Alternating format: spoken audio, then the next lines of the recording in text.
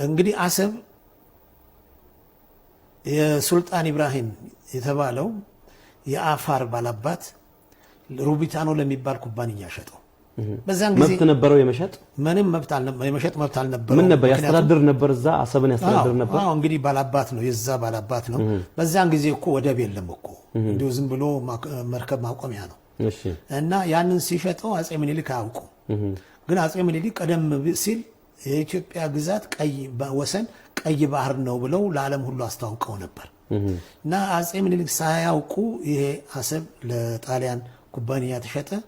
በህገወጥ መንገድ የተሸጠው ማለት ነው። በህገወጥ መንገድ ነው። ሱልጣን ኢብራሂም ያንን ለመሸጥ መብት አልነበረውም፣ ምንም መብት አልነበረውም። እና ከዚያ በኋላ እንግዲህ ያው ከተሸጠ በኋላ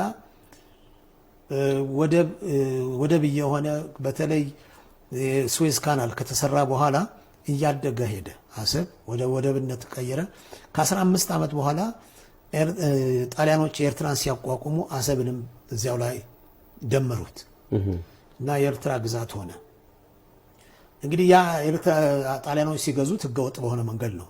ምክንያቱም አጼ ምኒልክ አያውቁም እና የአንዱን ሉዓላዊ ግዛት ሌላ ሀገር ሊሸጠው አይችልም በምንም አይነት ሁኔታ። እንግዲህ ስለዚህ በታሪክ አሰብ የኢትዮጵያ ነው ማለት ነው። በሌላ ደግሞ በህግ ደግሞ ብንሄድ በኢትዮጵያና ኤርትራ ፌዴሬሽን በሚመሰርቱበት ጊዜ ለፌዴሬሽኑ ዋና ምክንያት የሆነው ኢትዮጵያ የባህር በር እንዲኖራት ተብሎ ነው። የተባበሩት መንግስታት ውሳኔ ቁጥር 390 የሚባለው ጠቅላላ ጉባኤ ያሳለፈው ውሳኔ ኤርትራ ከኢትዮጵያ ጋር እንድትዋሃድ የምትዋሃድበትም ዋና ምክንያት ኢትዮጵያ ወደብ እንዲኖራት ብለው ደምድመዋል። ስለዚህ ዓለም አቀፍ ህብረተሰብ አሰብ የኢትዮጵያ መሆኑን አውቋል ማለት ነው። በሶስተኛው ደረጃ ደግሞ የአፍሪካ መሪዎች ሌጎስ ናይጄሪያ ስብሰባ አድርገው አንድ ያሳለፉት ውሳኔ አለ። ይህም ውሳኔ ምንድን ነው የሚለው? ቅኝ ግዛት የነበሩ ሀገሮች ነፃ በሚወጡበት ጊዜ ያንን የቅኝ ግዛት ወሰን ይዘው ነው የሚወጡት፣ ያንን ወሰኑን አይቀይሩትም የሚል ውሳኔ አለ። ይሄ ደግሞ ኢትዮጵያ የተቀበለችው ነው፣ የኢትዮጵያ የህግ አካል ነው።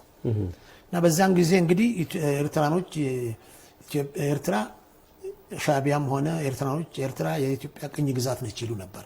ስለዚህ የኢትዮጵያ ቅኝ ግዛት ነች ካሉ የቅኝ ግዛችን ወሰን መጠበቅ ነበረባቸው። በዛን ጊዜ ደግሞ አሰብ የኤርትራ አካል አልነበረችም፣ የኢትዮጵያ አካል ነበረች። ስለዚህ ያ በዚህ በአፍሪካ መሪዎች ውሳኔ መሰረት አሰብ የኢትዮጵያ ግዛት ነች በሚል ነው የተከራከርኩት።